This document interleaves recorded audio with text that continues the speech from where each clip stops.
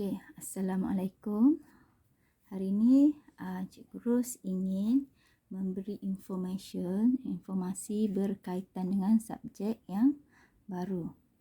Okey, subjek perniagaan. Subjek ni merupakan subjek yang baru diperkenalkan pada tahun 2017 bagi menggantikan subjek perdagangan. Okey. Perniagaan merupakan salah satu mata pelajaran elektif ikhtisas yang mana perbandingan kandungan di antara sukatan pelajaran perdagangan berdasarkan KBSM dengan dokumen standard kurikulum dan prestasi bagi mata pelajaran elektif ikhtisas perniagaan iaitu KSSM.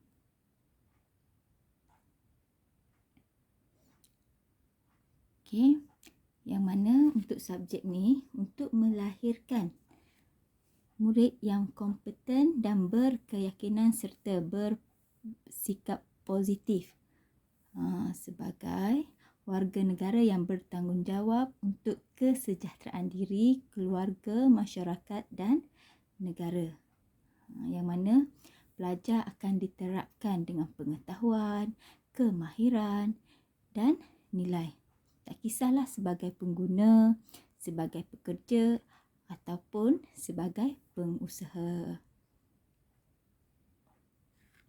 Okey, bagi objektif perniagaan ni untuk membina pengetahuan dan kefahaman murid untuk menimbulkan minat ke arah perniagaan.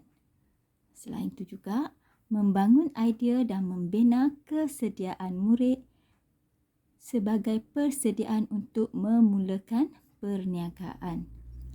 Membina kemahiran menganalisis dan menilai keadaan perubahan persekitaran terhadap organisasi.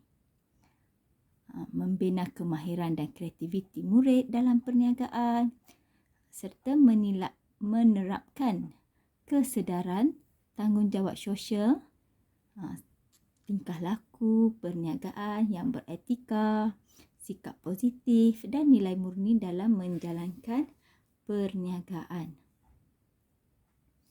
Okey. Untuk strategi PNP pula iaitu pengajaran dan pembelajaran yang mana murid perlu kepada pembelajaran kendiri, pembelajaran berasaskan projek, pembelajaran kolaboratif, pembelajaran misteri, pembelajaran penerokaan, penyelesaian masalah, konstruktivisme, pembelajaran berasaskan inquiry. Dari segi elemen merentas kurikulum pula, perniagaan ni ia merentas bahasa, kelestarian alam sekitar, nilai murni, sains dan teknologi, patriotisme, kreativiti dan inovasi, keusahawanan, teknologi maklumat dan komunikasi, pendidikan keselamatan jalan raya, pendidikan keuangan, kelestarian global, yang mana penggunaan dan pengeluaran lestari ini kewarganegaraan global dan perpaduan. Okey, apa yang kita tahu kalau untuk perniagaan ni, orang faham perniagaan ni orang yang melakukan aktiviti jual beli atau mengendalikan aktiviti perniagaan miliknya sendiri. Matlamat dia untuk mendapatkan keuntungan dari modal yang dilaburkan untuk perniagaan tersebut.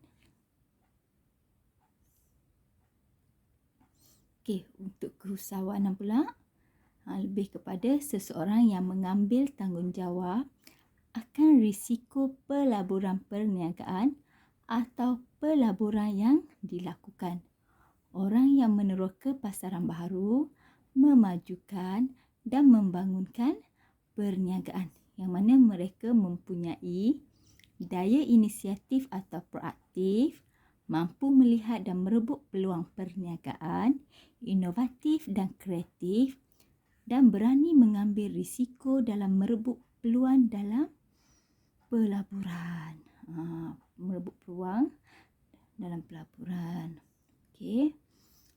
Proses untuk menggambleng sumber seperti dari segi teknologi, perlu ada modal, tanah, bahan mentah dan sumber manusia.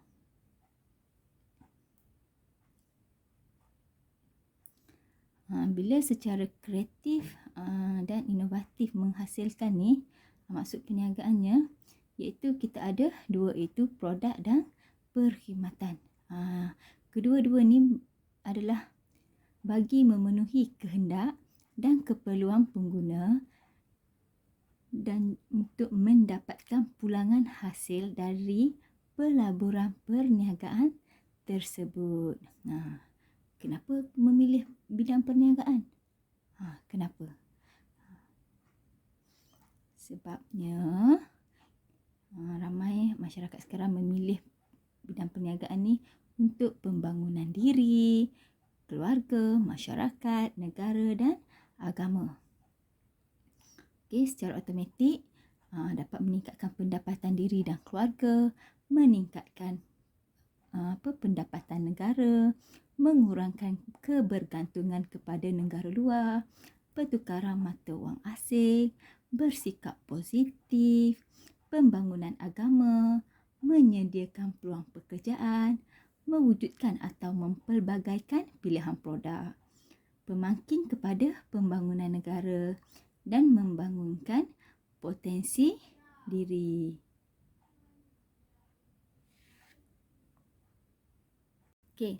Di hadapan cikgu ni ada 2 buah buku teks yang digunakan.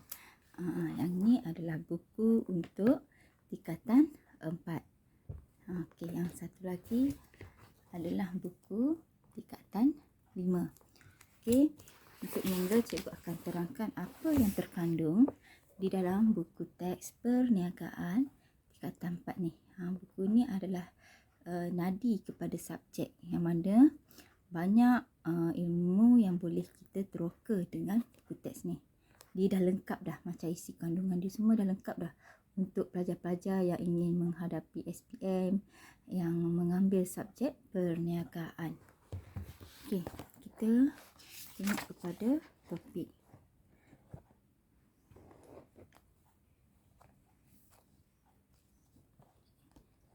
Buku perniagaan ni untuk tingkatan 4.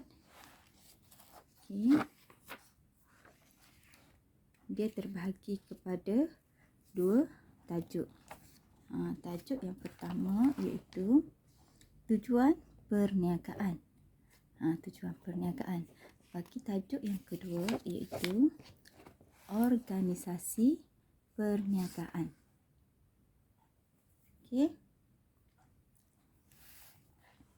Untuk tajuk ni, setiap tajuk ni ada 2 bab yang perlu dipelajari iaitu tujuan perniagaan dan pemilikan, trend semasa dalam perniagaan. Untuk tajuk 1. Untuk tajuk 2 iaitu organisasi perniagaan pula. Bab 3 itu penetapan visi, misi dan objektif perniagaan. Dan untuk bab yang terakhir, bahagian-bahagian fungsian utama dalam organisasi perniagaan.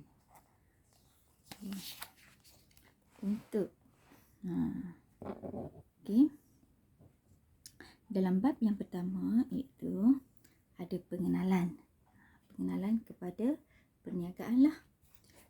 Apa tujuan dia, bentuk pemilikan perniagaan yang bagaimana, bentuk-bentuk perniagaan lain, klasifikasi perniagaan, skala perniagaan, berkaitan antara penawaran dan perkhidmatan, bentuk pemilikan, klasifikasi dan skala perniagaan.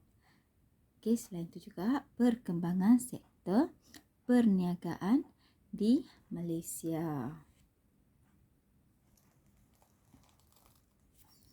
Untuk kedua, ada peranan kerajaan dalam menangani isu-isu tempatan, negara dan serantau. Okey, trend persekitaran perniagaan, analisis faktor-faktor yang membawa perubahan kepada persekitaran perniagaan, kesan perubahan persekitaran terhadap organisasi perniagaan. Kita tengok tajuk dulu.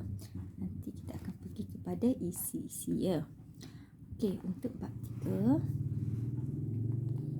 Okey, maksud visi, misi dan objektif perniagaan, perbandingan visi, misi dan objektif beberapa perniagaan yang berbeza, ciri-ciri objektif sesebuah perniagaan, penetapan visi, misi dan objektif perniagaan sebagai panduan perniagaan, menghasilkan visi, misi, objektif bagi perniagaan tertentu, kesan kepada perniagaan akibat kegagalan mencapai matlamat dan objektif. Okey. Faktor yang mempengaruhi perubahan visi, misi dan objektif perniagaan, pencapaian visi, misi dan objektif perniagaan yang dipilih. Okey.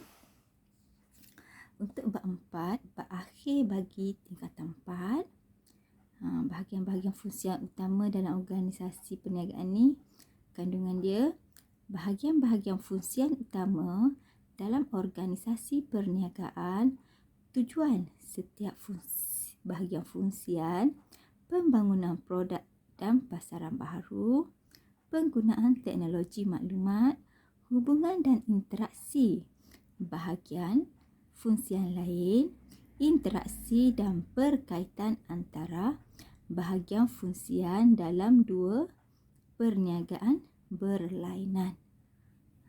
Okey. Pendahuluan.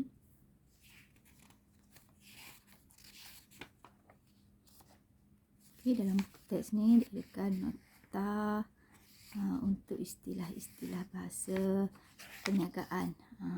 Ada juga tokoh-tokoh ikon bagi usahawan di Malaysia lah. Okey.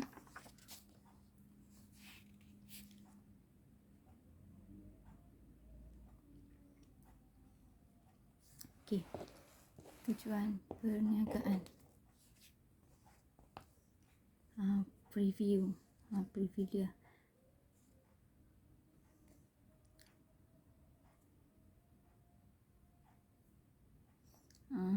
Adakah anda tahu bagaimana sesebuah negara dapat mencapai kestabilan ekonomi? Dinyatakan di sini ukuran paling mudah yang digunakan pada masa kini ialah mengukur keupayaan negara dan rakyat untuk menjanakan pendapatan dalam bentuk keuangan. Okey, di Malaysia menceburi bidang perniagaan merupakan salah satu cara paling berkesan untuk menjanakan pendapatan yang lumayan dan mengubah sosial ekonomi diri, keluarga dan masyarakat. Perniagaan ialah salah satu aktiviti penting yang menjana ekonomi individu dan juga negara. Perniagaan apa kita tahu kan terbahagi kepada dua, iaitu produk dan perkhidmatan.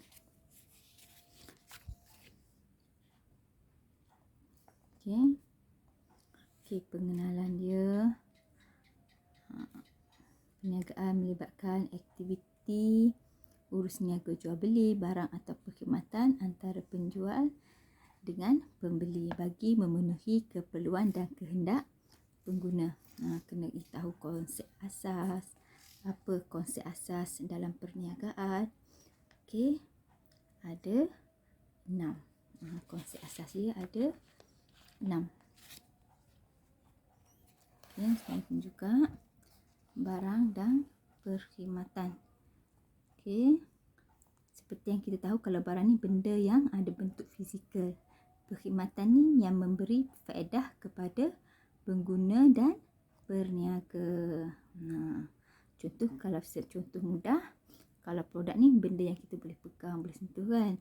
Kalau perkhidmatan ni kita dapat rasa. Contohnya kita belajar, menaiki taksi, pergi ke klinik gigi. Itu ada contoh-contoh perkhidmatan. Okey, keperluan dan kehendak. Perbezaan antara keperluan dan kehendak.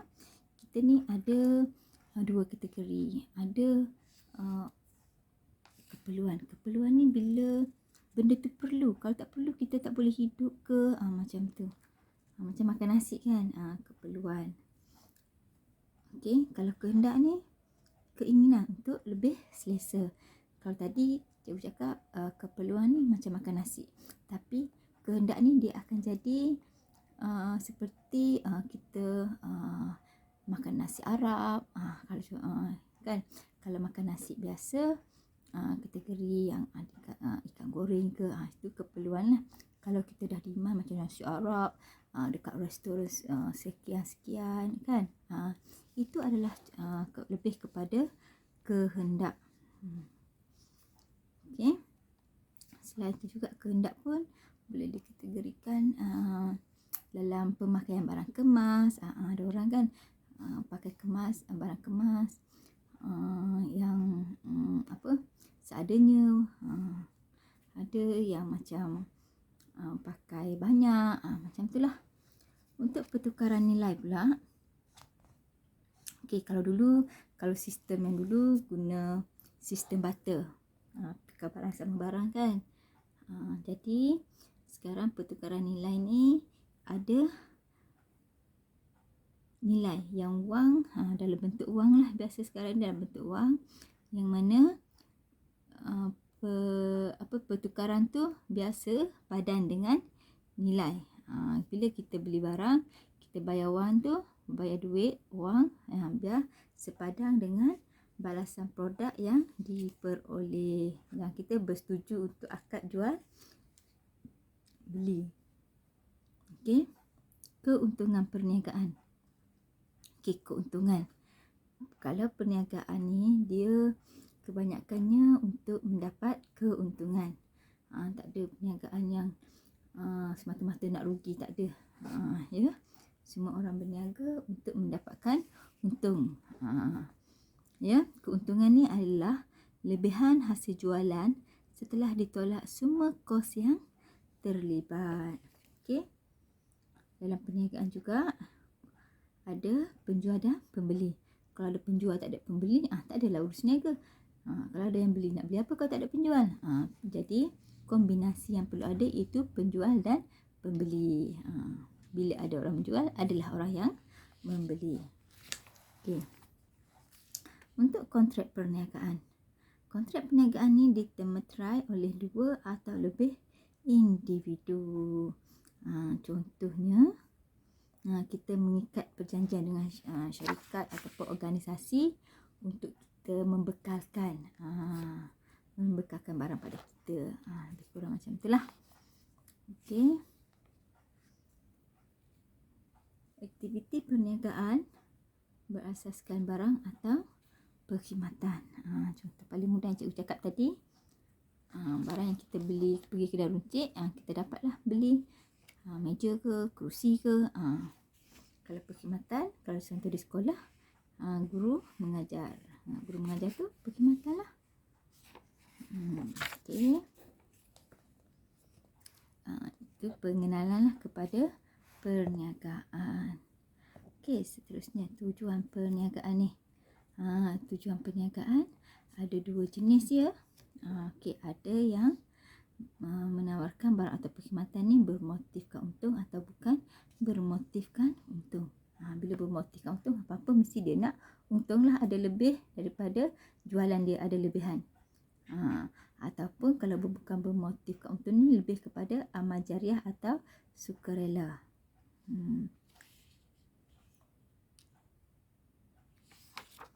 Okey. Bila dua kategori bermotifkan untung ni dan bukan bermotifkan untung ni, objektif diorang pun berbezalah, cara diorang berniaga pun berbeza.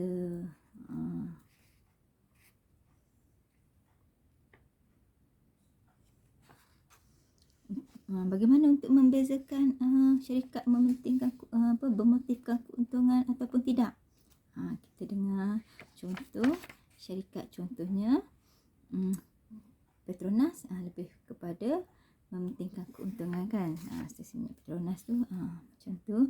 Kalau yang bukan bermotifkan untung ni, contoh NGO, badan-badan amal, rumah anak yatim, itu bukan bermotifkan untung. Jadi cara mereka berniaga pun lain. Kalau bermotifkan untung, apa barang yang dijual mesti ada keuntungan.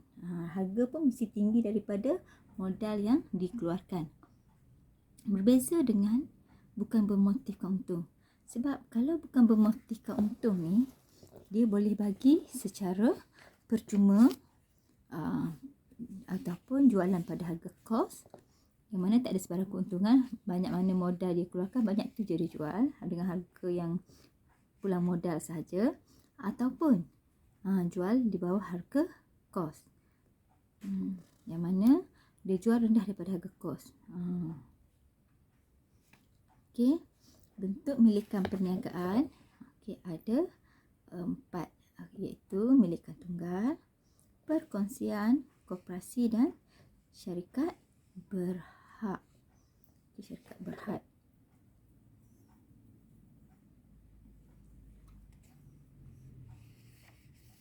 Kebanyakan di Malaysia ni lebih kepada milikan tunggal. Kalau kedai-kedai runcit kecil dekat taman kan, dekat kawasan kampung, kebanyakan milikan tunggal lah. Milikan tunggal ni dikawal oleh seorang sahaja, yang mana dia tak ada share partner, tak ada. Yang jual-jual tepi jalan kena daftar kan, dia milikan tunggal. Okey. Tetapi untuk apa-apa perniagaan, perkara yang paling utama perlu daftar dengan SSM. Sebab untuk melindungi perniagaan kita. Bahawasanya perniagaan kita ni sah dari segi undang-undang. Kalau kita berniaga tanpa pendaftaran, kita boleh dikenakan hukuman ataupun denda. Adalah kelebihan dan kekurangan milikan tunggal. Okey, ada kelebihan dan kekurangan lah. Setiap perniagaan mesti ada kelebihan dan kekurangan. Okey, untuk jenis milikan yang kedua iaitu perkongsian. Perkongsian ni bila perniagaan tu kita secara berdua ataupun lebih. Untuk buka satu perniagaan tu, contohnya kita berkongsi dengan kawan, dengan saudara mara, macam itulah. Yang mana bila perkongsian ni masing-masing berkongsi modal, berkongsi kepakaran, berkongsi menguruskan, ya. Tapi dia bezanya perlulah ada dokumen perjanjian perkongsian. Tak nak ada masalah pada suatu hari nanti. Bila berkongsi ni dia melibatkan banyak perkara lah. Sebab mungkin rakan kongsi kita tak semestinya 2, mungkin akan bertambah ke macam tu. Okay. Dan dia boleh mencapai hingga tahap 20 orang rakan kongsi. Okey, bila ada rakan kongsi ni, dia ada banyak jenis rakan kongsi. Yang mana rakan kongsi berhad, rakan kongsi lelap, rakan kongsi biasa, rakan kongsi aktif dan rakan kongsi nominal. Nominal ni namaan lah. Okey.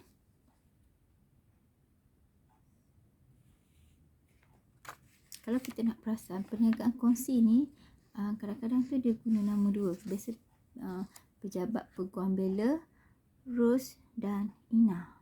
Okey, itu contoh rakan kongsi perkongsian, jenis perkongsian. Kalau tunggal, kedai runcit Ros. Contoh macam itulah. Okey.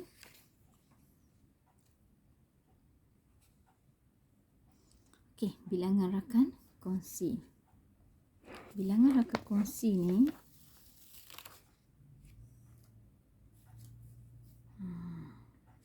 dia ada 3. Pertama, perkongsian biasa. Kedua, perkongsian berhad. Dan yang ketiga, perkongsian liability terhad. Perkongsian biasa ni 2 hingga 20 orang akan kongsi. Tapi kalau perkongsian berhad 2 hingga 50 orang. Kalau perkongsian liability terhad 2 orang hingga tiada had bilangan maksimum rakan kongsi. Seperti biasa, setiap perkongsian ada kelebihan dan kekurangan. Okey.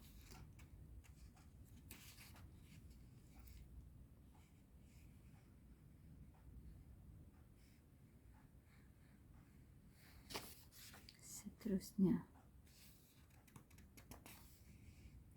Okey, syarikat berhad.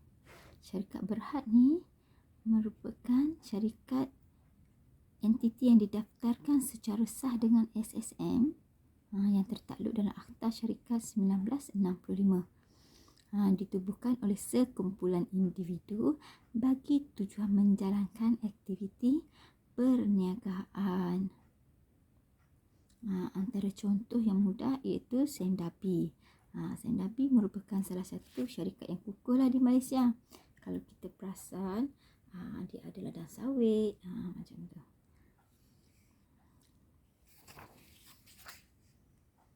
Okay. Jenis-jenis syarikat berhad ada 2. Syarikat sendirian berhad ataupun syarikat awam berhad. Okey. Syarikat sendirian berhad ni dia hanya 2 hingga 50 orang sahaja. Tidak boleh masuk dalam urus niaga di bursa saham. Lepas tu pindah milik saham hanya boleh dilakukan dengan kebenaran ahli lembaga pengarah. Untuk ni juga semua harta peribadi mereka tidak akan digunakan untuk menyelesaikan hutang piutang syarikat.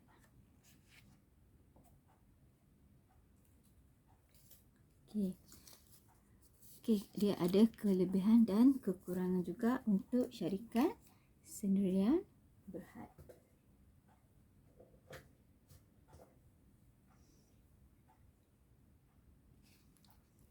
Okey. Contoh syarikat sendirian berhad ni iaitu Niloufal, syarikatnya NH Prima International sendirian berhad. Okay. Antara contoh syarikat sendirian berhad yang berjaya, TH Travel and Service, Gardenia, Ramli dan HPA. Untuk syarikat awam berhad pula, antara 2 orang hingga tiada had maksimum. Dia tiada had maksimum. Yang ni dia besar lah. Dia boleh masuk bursa saham, diurus niagakan di bursa saham. Lepas tu dia diuruskan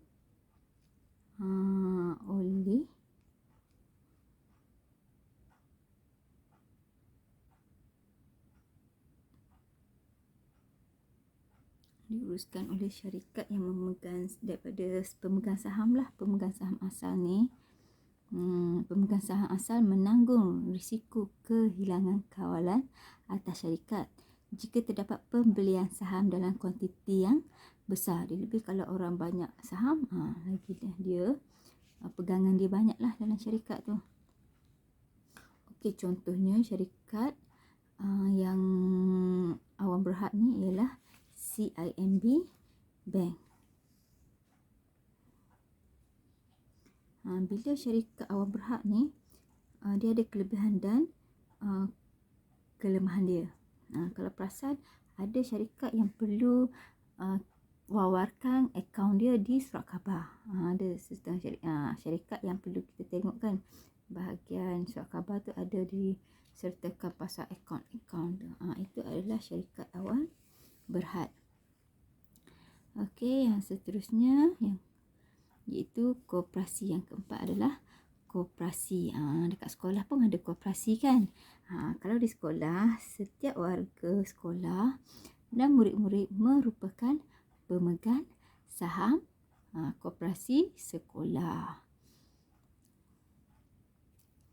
Yang mana koperasi ini organisasi perniagaan yang ditubuhkan oleh sekumpulan individu secara sukarela. Yang ni konsep dia milik bersama. Okey. Dalam koperasi juga dia tak ada unsur-unsur politik. Dia melaksanakannya untuk memenuhi keperluan anggota-anggotanya. Di mana siapa yang keutamaanlah kepada pemegang saham koperasi ini menjadi ahli ni untuk mendapatkan dana-dana daripada koperasi itu sendiri. Keutamaan dia untuk ahli lah, sebab ahli kan bayar yuran ahli. Okay.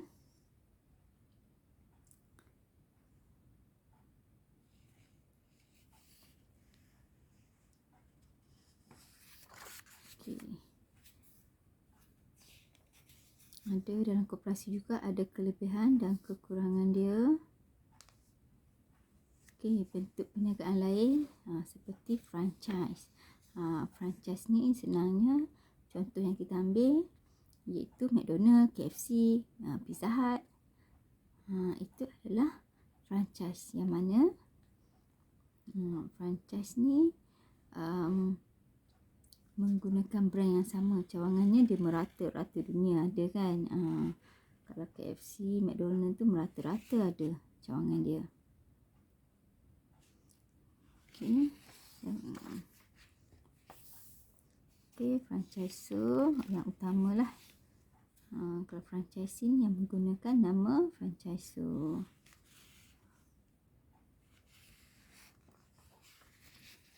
Okey, selain itu juga usaha sama. Usaha sama ni satu perkongsian strategi antara dua atau lebih individu bersetuju. Mereka ni hanya bersetuju untuk bekerjasama mengeluarkan barang atau perkhidmatan dalam jangka masa tertentu sahaja. Bila usaha sama tu dah habis tamat tempoh, mereka berpecah seperti biasa menguruskan perniagaan masing-masing. Mereka hanya bekerjasama bila ada kombinasi. Contohnya syarikat kereta. Contoh kereta brand Proton di Malaysia nak bekerjasama dengan syarikat pemotoran di luar negara untuk menghasilkan sebuah kereta. Lepas tu bila dah siap design semua dah ni, habis kontrak dia, jadi saham tak masuk saham lah. Yang ni hanya untuk mengeluarkan satu produk kombinasi kemahiran dan kepakaran sahaja. Okey.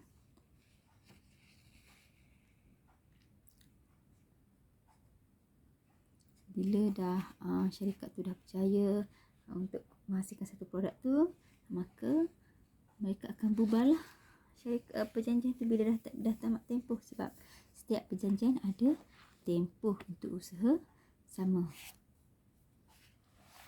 Okay. Ada kelebihan dan kelemahan. Okay.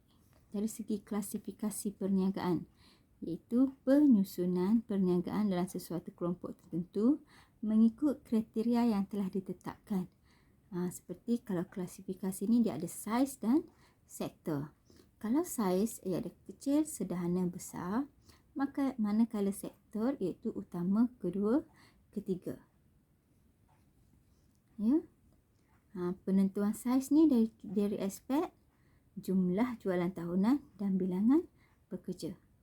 Saiz yang menentukan saiz ni jumlah jualan tahunan dan bilangan pekerja. Kalau kita tengok dia ada bilangan-bilangan dia yang menentukan saiz. Contohlah, kalau pekerja bilangan 5 hingga 30 orang, kategori kecil. Kalau pekerja 30 orang hingga 75 orang, kategori sederhana. dan 75 dan ke atas kategori besar. Ini dari segi kategori saiz lah. Okey. Selain itu juga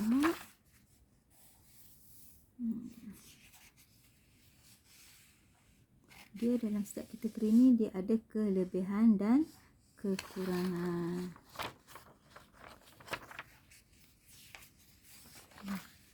Kalau sektor perniagaan ni dia ada yang 3 sektor tadi kan. Sektor utama ataupun primer, sektor kedua sekunder dan sektor ketiga tertier. Okey, sektor-sektor ni dia berbeza. Yang mana sektor primer ialah sektor yang yang meliputi aktiviti sumber-sumber jadi dengan mengeluarkan bahan mentah atau hasil semula jadi dari bumi atau laut. Sektor sekunder yang kedua ni, dia dah memproses, dah melibatkan proses tahap yang kedua lah. Daripada primer tu dia ambil bahan mentah, yang kedua ni dia proses bahan mentah tersebut. Itu dikatakan yang kedua. Dan yang ketiga pula melibatkan aktiviti membekalkan perkhidmatan tertentu kepada pengeluar terus kepada pengguna. Okey, cikgu nak bagi contoh paling mudah. Contohnya, sektor yang pertama, dia potong balak dalam hutan. Okey, hantar ke kilang. Kilang tu dah jadi sektor yang kedua, yang mana dia proses kayu tu jadi perabot. Lepas tu bila pergi ke yang ketiga tertier ni, dah siap perabot tu, dia ingin pasarkan kepada pengguna, sama ada kepada kedai perabot ataupun direct kepada pengguna. Okey, boleh faham itu Okey, untuk skala perniagaan ada dua jenis skala iaitu domestik dan antarabangsa. Domestik ni ada 3, tempatan, negeri, kebangsaan. Antarabangsa, zon dan global. Domestik ni, tempatan ni contohnya di kawasan kecil sahaja. Di kawasan daerah dia sahajalah. Dia tidak meluas. Kalau skala negeri pula, yang mana dia dah menembusi pasaran lebih besar. Dalam negeri tu daerah-daerah dia dah pergi dah. Dalam negeri tu. Kalau skala kebangsaan pula, dia dah pergi ke luar negeri-negeri dia. Contohnya, kalau sebelum ni daerah Sungai Pelik, dia dah pergi Sepang. Okey, Sepang. Lepas tu bila dah di ni untuk negeri ni, dia dah pergi Selangor, Negeri Sembilan, Johor, macam tu. Skala kebangsaan tu dia dah pergi ke negeri lain, Selangor, Negeri Sembilan. Beza kalau negeri tu, dalam negeri Selangor tu beberapa daerah tu dia pergi. Kalau untuk kebangsaan tu negeri-negeri yang ada di Malaysia lah. Untuk pasaran antarabangsa pula, untuk skala zon, dia beri fokus kepada kawasan-kawasan tertentu yang bersesuaian dengan barang. Okey, kalau global ni pasaran dia merentasi sempadan, yang mana dia dah mula jauh lah dia hantarnya, dan dia boleh ke negara lain lah selain daripada tempatan untuk Malaysia. Dia dah pergi menjelajah ke negara lain. Untuk menjelajah ke negara luar, biasanya perniagaan tempatan akan meminta bantuan daripada matrik lah sebagai ejen ataupun yang kerajaan ni, agensi kerajaan yang membantu usahawan Malaysia untuk memperkenalkan produk mereka ke pasaran luar negara. Okey, berkaitan antara penawaran barang dan perkhidmatan, bentuk pemilikan, klasifikasi dan skala perniagaan. Okey, ada penawaran barang dan perkhidmatan, bentuk pemilikan, skala dan spesifikasi. Okey, perkembangan sektor perniagaan di Malaysia. Kita tengok perubahan selepas merdeka, era 90-an menjelang abad ke-21. Kita akan nampak, kalau generasi lama, dia akan nampak tahu perubahan-perubahan yang dialami. Yang mana kebergantungan negara kepada hasil luar tu semakin berkurang. Adanya, kita dah ada kilang sendiri, teknologi sendiri, macam tu. Dan kita juga merupakan salah satu pengeluar minyak sawit terbesar di dunia. Itu dah menunjukkan kemajuan yang kita capai. Okey. Untuk bab yang kedua, iaitu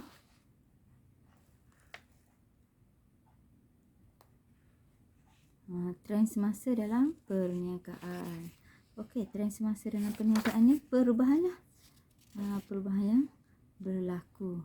Okey, bank negara, peranan bank negara ni besar ya, sebab dia merupakan pusat kepada ekonomi kita. Segala urusan melibatkan keuangan, jatuh, bangun keuangan negara bergantung kepada bank negara lah yang akan menilainya.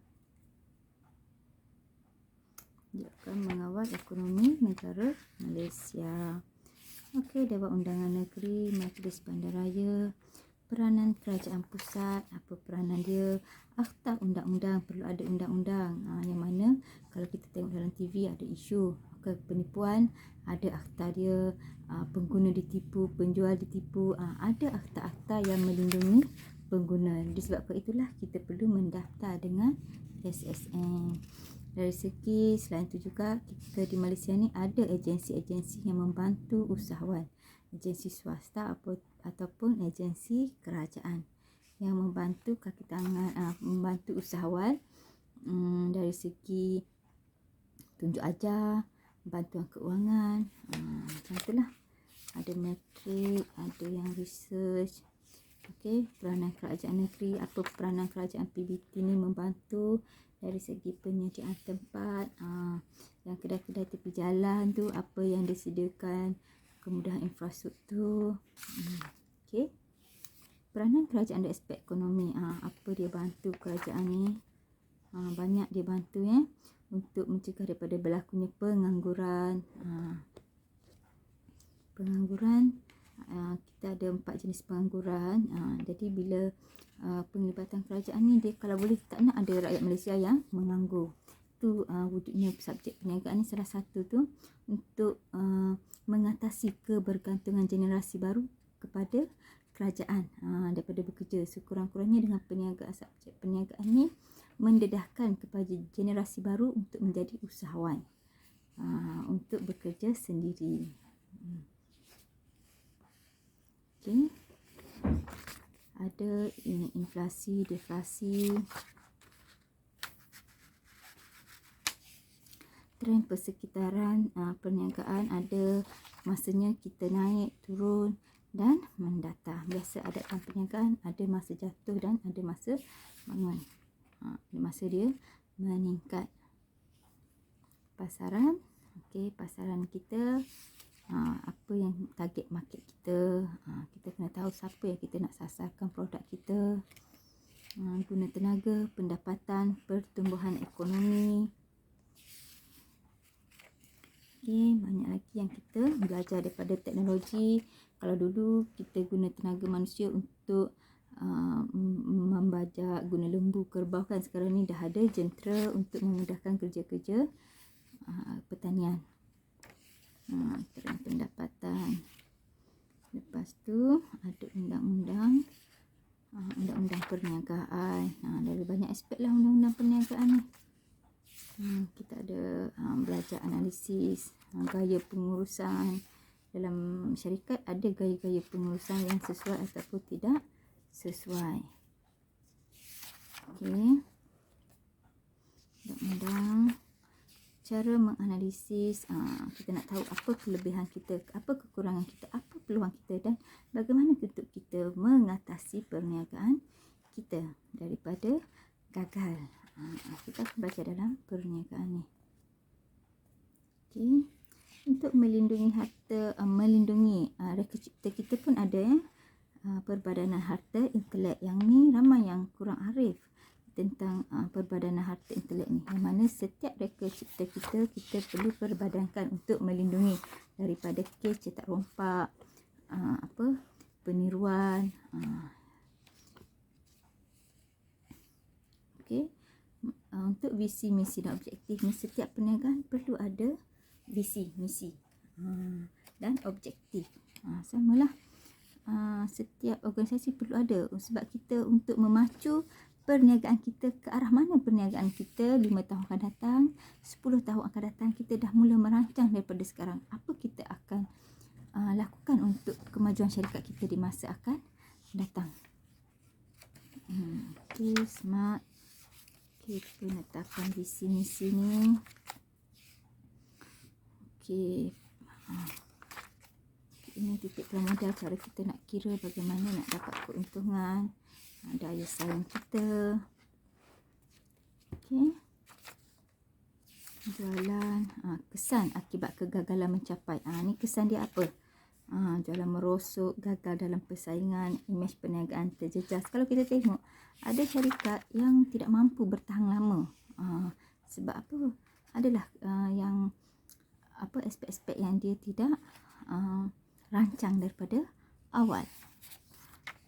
Strategi sekarang ni sebab semuanya perniagaan di hujung jari. Jadi setiap peniaga ni untuk jadi usahawan ni perlu kreatif dan inovatif dalam merancang atau mendedahkan, mengiklankan, mempromosikan syarikat kepada mata luar, kepada orang luar, supaya orang sentiasa kalau sebut syarikat ni, produk ni orang dah aim dah. Kalau kita kan Pampers bukannya ni, dia cuma jenama kan. Kalau sebut Pampers apa-apa pun Pampers walaupun untuk lamping bayi jenama Diapers. Kita akan sebut, kita dah mention dah. Kalau Melo kita tahu dah, sebab segmen pengguna dah kepada produk-produk tertentu dah. Mereka dah melekat dah pada jenama-jenama tu. Tu penting aspek penjenamaan produk. Okey. Tapi yang terakhir untuk tingkatan 4. Okey, fungsian. Okey, fungsian ni dan organisasi perlu ada bahagian, sebab bahagian ni akan menguruskan mengikut peranan mereka masing-masing. Bahagian sumber manusia, apa peranan dia? Bahagian keuangan, apa function dia? Apa fungsi dia? Kita dah tahu. Kalau keuangan tu mungkin dia menguruskan akaun syarikat. Sumber manusia menguruskan pekerja, meletakkan pekerja di bahagian mana-mana. Apa kelayakan pekerja untuk diletakkan di bahagian tertentu. Bahagian ICT, apa peranan bahagian ICT? Mungkin membuat desain dalam komputer ataupun mempromosikan, mengiklankan menggunakan YouTube ke, menggunakan Instagram, Facebook, macam tu. Dia dah tahu dah untuk setting program-program yang baru. Bahagian penyelidikan apa? Bahagian penyelidikan untuk buat research, untuk buat kajian, penambahbaikan ataupun mewujudkan produk baru untuk perniagaan. Peranan-peranan penting untuk mengekalkan perniagaan tu dalam pasaran dan meletakkan dia sebuah perniagaan yang berjaya di masa akan datang. Fungsi jualan, bahagian jualan ni apa peranan dia? Bahagian khidmat pelanggan apa? Jadi dalam perniagaan ni didedahkan, dah diberi info-info untuk menjadi usahawan yang berjaya. Dan insya-Allah jika pelajar itu betul-betul meminati bidang keusahawanan untuk menjadi peniaga, sesuai jika mengambil mata pelajaran perniagaan, sebab memang konsep dia nak bagi pendedahan daripada awal kepada bakal-bakal usahawan pelapis di Malaysia. Bagaimana cara untuk berinteraksi, aliran sampai maklumat macam mana, kita akan belajar semua ni. Dalam perniagaan kita cuba dedahkan perkara-perkara yang kita tak sangka. Dalam perniagaan itu ada elemen apa. Seterusnya, kalau yang tingkatan 5. Okey, untuk tingkatan 5, okey, dia ada 2 bab juga, yang mana ada 2 tajuk utama, yang mana ada 7 bab lah. Okey, yang pertama ada sumber perniagaan, usaha niaga. Okey, untuk buku yang kedua, untuk tingkatan 5, dalam buku ni dia ada 2 bahagian, bahagian 1 dan bahagian 2, yang mana buku ni dia ada 7 bab. Untuk tajuk pertama iaitu sumber perniagaan. Okey, bab yang terlibat iaitu pengurusan sumber manusia, pengurusan sumber fizikal dan teknologi, sumber pembiayaan perniagaan, penyata keuangan perniagaan. Untuk tajuk yang kedua, usaha niaga, yang mana persediaan menjadi usahawan, persediaan memulakan perniagaan, merancang pengendalian perniagaan. Okey, untuk kita pergi kepada isi kandungan bab yang pertama, definisi pengurusan sumber manusia, peranan pengurusan sumber manusia dalam sesebuah perniagaan, aplikasi pengurusan sumber manusia dalam pembangunan perniagaan yang mapan, aspek pengelolaan sumber manusia dalam pembangunan perniagaan, hubung kait antara kemahiran kebolehkerjaan pekerja dengan kejayaan sesebuah perniagaan, mencipta satu struktur organisasi dalam sesebuah perniagaan, sistem penggajian bagi sesebuah perniagaan. Pengurusan sumber perniagaan ini lebih kepada pekerja, sumber pekerja dalam organisasi tersebut. Okey. Yang kedua, pengurusan sumber fizikal dan teknologi. Tujuan mengurus sumber fizikal yang diperlukan dalam operasi sesebuah perniagaan. Prosedur mengurus sumber fizikal yang diperlukan dalam operasi sesebuah perniagaan. Tujuan mengurus sumber teknologi yang diperlukan dalam operasi sesebuah perniagaan. Prosedur mengurus sumber teknologi yang diperlukan dalam operasi sesebuah perniagaan. Aplikasi pengetahuan, pengurusan sumber fizikal dan teknologi dalam satu perniagaan yang mapan, membandingkan kesan pengurusan sumber fizikal dan teknologi dalam mempertingkatkan kecekapan sesebuah organisasi perniagaan. Dan yang terakhir, rumusan berkaitan antara pengurusan sumber fizikal dan teknologi. Yang ni lebih kepada peralatan ataupun teknologi yang kita gunakan untuk menguruskan perniagaan kita. Contoh mesin, jentera-jentera, perisian, ya. Okey. Sumber pembiayaan. Ini sumber pembiayaan perniagaan ni, sumber pembiayaan untuk sesebuah perniagaan, jenis pembiayaan dalaman dan luaran yang sesuai untuk sesebuah perniagaan, keperluan pembiayaan bagi sesebuah perniagaan, kekuatan dan kelemahan jenis pembiayaan untuk sesebuah perniagaan, prosedur mendapatkan sumber pembiayaan untuk sesebuah perniagaan, justifikasi jenis pembiayaan yang sesuai digunakan untuk memulakan perniagaan. Yang ni sumber pembiayaan ni maksudnya pinjaman kita lah. Kita nak dapatkan dana daripada agensi kerajaan ataupun swasta. Cara-cara dia. Okey, penyata keuangan syarikat. Penyata keuangan syarikat ni penyata bank lah. Yang mana definisi penyata keuangan, butiran dalam penyata keuangan, pihak yang berkepentingan kepada penyata keuangan sesebuah perniagaan, menganalisis kepentingan penyata keuangan, terhadap operasi keuangan sesebuah perniagaan. Mentafsir penyata keuangan menggunakan nisbah asas. Justifikasi kedudukan keuangan sesebuah perniagaan berdasarkan penyata keuangan. Perniagaan kalau maju ataupun tidak bergantung kepada penyata keuangan. Penyata keuangan ni menjadi nadilah menjantung kepada perniagaan. Sebab daripada sini kita tahu syarikat itu berpotensi. Kalau bank nak bagi pinjaman pun dia akan tengok pada penyata keuangan ni. Syarikat ni berdasar mampu untuk melangkah lebih jauh. Baru dia akan bagi pinjaman, berani untuk bagi pinjaman. Okey. Kalau syarikat ni agak-agak segan segan hidup mati tak mahu, syarikat bank jadi akan menolaklah pinjaman. Itu pentingnya penyata keuangan perniagaan. Okey. Dari segi usaha niaga, persediaan menjadi usahawan.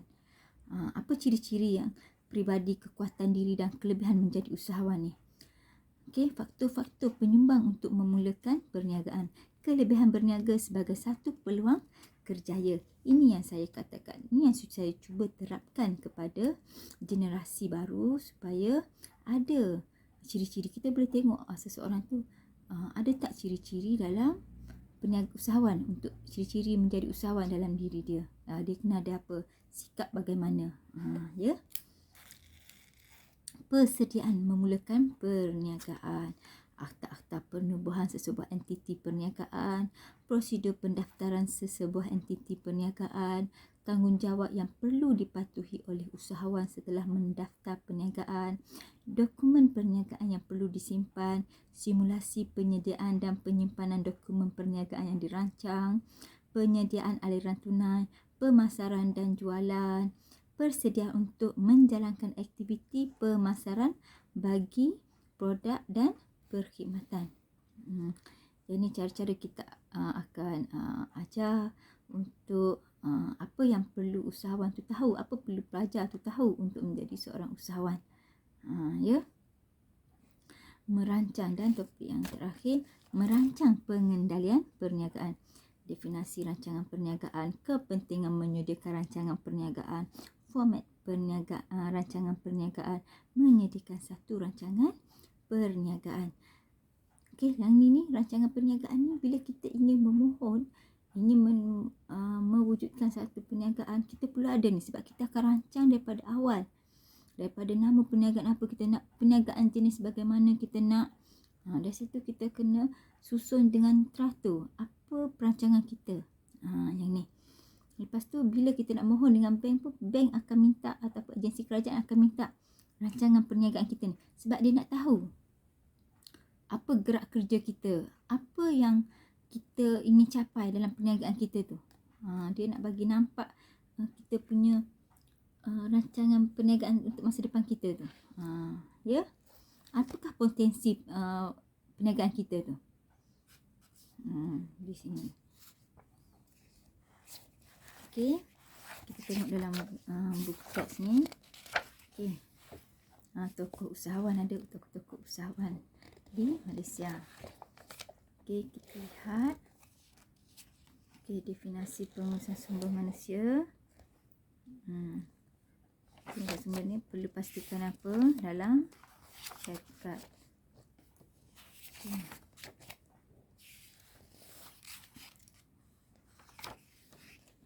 Okey, saya dekat sini. Bank, Pro 2. Jenis-jenis kesalahan biasa dalam syarikat, aspek mengelola. Jangan ingat perniagaan tak ada masalah ya. Perniagaan akan ada masalah, tapi kita perlu tahu cara menangani masalah tersebut. Akan ada jenis-jenis kesalahan dalam syarikat, ponteng, tidak beretika, pecah amanah. Ini akan berlaku.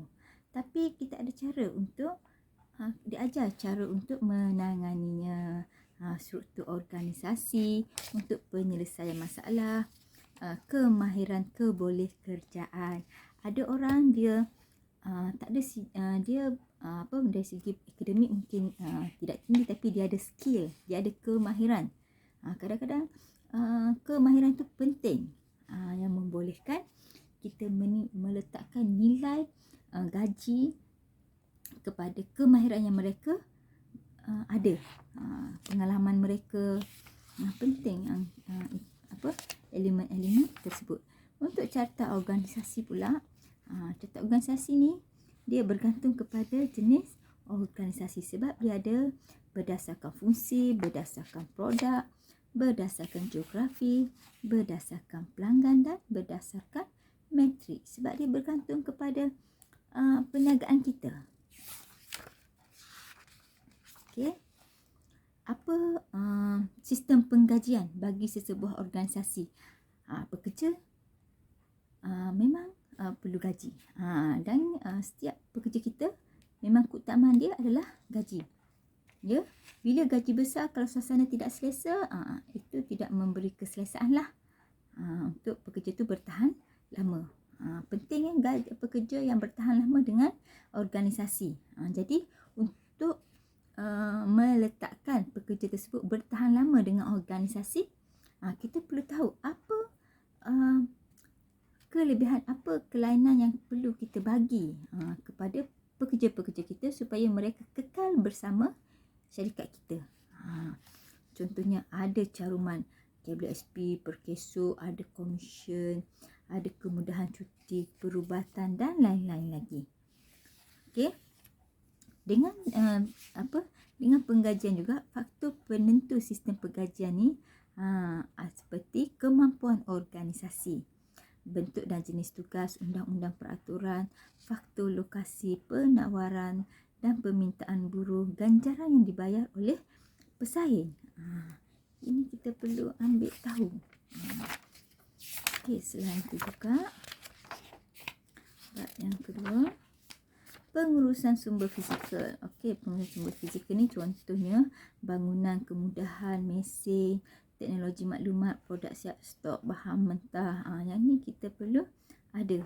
Dari sumber teknologi tadi, sumber fizikal. Kalau dari segi teknologi pula, harta intelek, lesen perisian, kemahiran, pengalaman. Yang tu kita perlu ni lah. Kita kena hantar pekerja kita pergi menambahkan kemahiran untuk menyelenggara. Selain tu juga untuk fizikal ni, kita perlu ada perlindungan insurans dan keselamatan untuk perniagaan kita. Supaya jika berlaku perkara-perkara yang tidak kita jangka, kita dapat pampasan. Ya. Untuk sumber teknologi, harta intelek perisian ni, kemahiran pengalaman ni kita perlu daftarkan. Tadi yang saya cakap perbadanan harta intelek, kita perlu daftarkan untuk melindungi hasil-hasil perisian ataupun cipta cipta kita dilindungi. Tidak ada cetak rompak, plagiat, dipatenkan, hak cipta terpelihara. Pernah dengar kan? Hak cipta terpelihara, kalau macam ada sekarang ni, kalau ada hak cipta ada cetak rompak, syarikat tu mungkin akan kena saman. Okey. Sumber fizikal contoh kedua. Okey. Seterusnya untuk bab 3. Sumber pembiayaan perniagaan. Yang ni modal dan bentuk wang tunai, inventory, bangunan kilang, jentera. Okey, kita kena tahu keupayaan kita dan berapa modal yang kita perlukan dan agensi mana yang bersesuaian dengan amount yang kita nak. Dia ada sumber pembiayaan ni ada dua, dalaman dan luaran. Dalaman tu lebih kepada simpanan peribadi kita. Luaran ni barulah daripada agensi-agensi luar lah. Bank ataupun institusi keuangan. Okey, ada MARA, ada Tekun, CGC, Agrobank, ya, untuk peniaga-peniaga kecil, bolehlah ni dengan syarikat Tekun, MARA itu untuk membantu usahawan Bumiputera lah. Dia ada, setiap pembiayaan ni ada kelebihan dan kelemahan. Jadi kita sebelum membuat pinjaman tu kita kena kaji dulu. Okey, cara-cara untuk buat permohonan, borang-borang, ya. keempat, okey, penyata keuangan perniagaan. Kepentingan dia, kita kena ada rekod untuk perniagaan. Kita akan belajar merekodkan apa kepentingan dia. Ini istilah-istilah dan contoh penyata keuangan yang perlu kita tahu. Penyata aliran tunai, okey, kos tetap, kos berubah. Bagaimana kita nak nilai, nak buat, nak tahu untung ke rugi. Dan contoh pengiraan juga. Okey. Untuk bab 5. Okey, bab 5, kepersediaan menjadi usahawan. Okey, persediaan.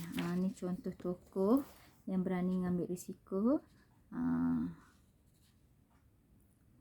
Arif Allahyarhamah, Datuk Wira Dr. Mazinah Hamid.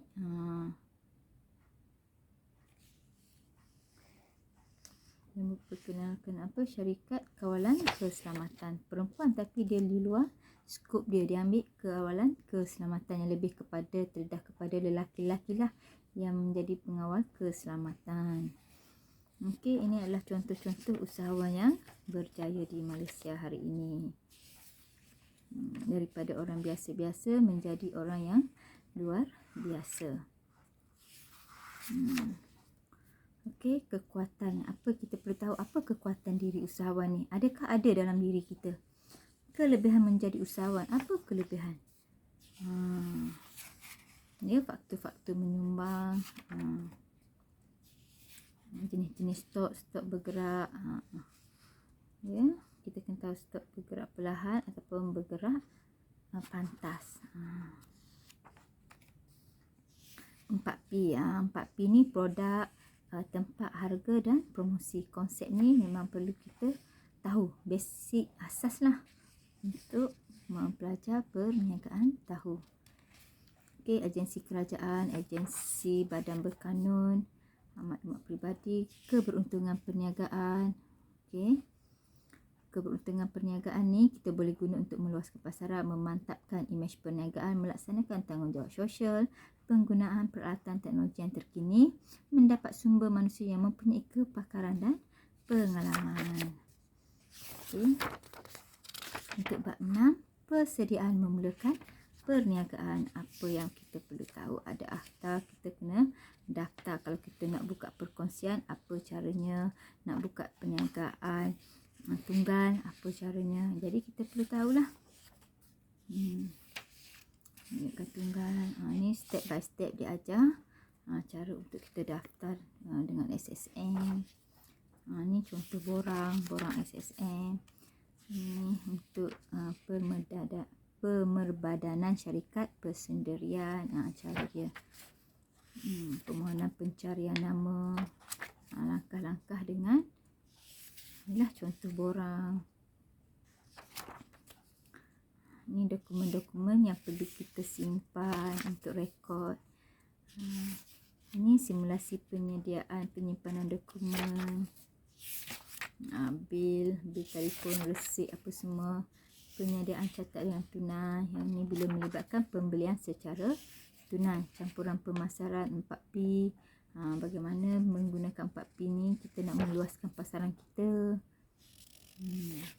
Harga yang bagaimana. Okey.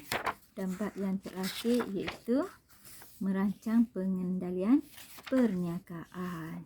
Okey, kita akan buat rancangan perniagaan berdasarkan format. Sebab penting rancangan perniagaan ni untuk kita tahu hala tuju perniagaan kita pada masa akan datang. Step by step kita akan ajar.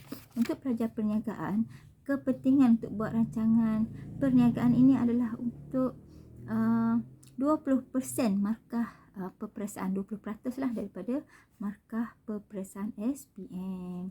Ya, untuk membantu pelajar mendapat A lah. Kira kerja khusus yang membantu pelajar perniagaan. Okey, diberikan contoh-contoh apa yang perlu ada dalam rancangan perniagaan.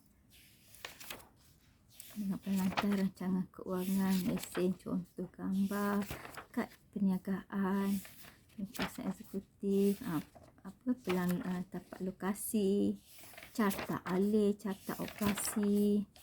Okey. Okey, itu sahaja yang saya nak terangkan tentang perniagaan tingkatan 4 dan 5. Semoga bermanfaat kepada kita semua dan bakal calon perniagaan.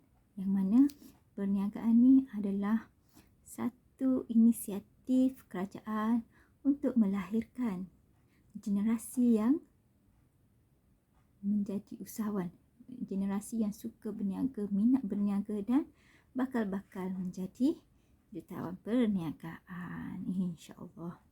Dan Assalamualaikum dan terima kasih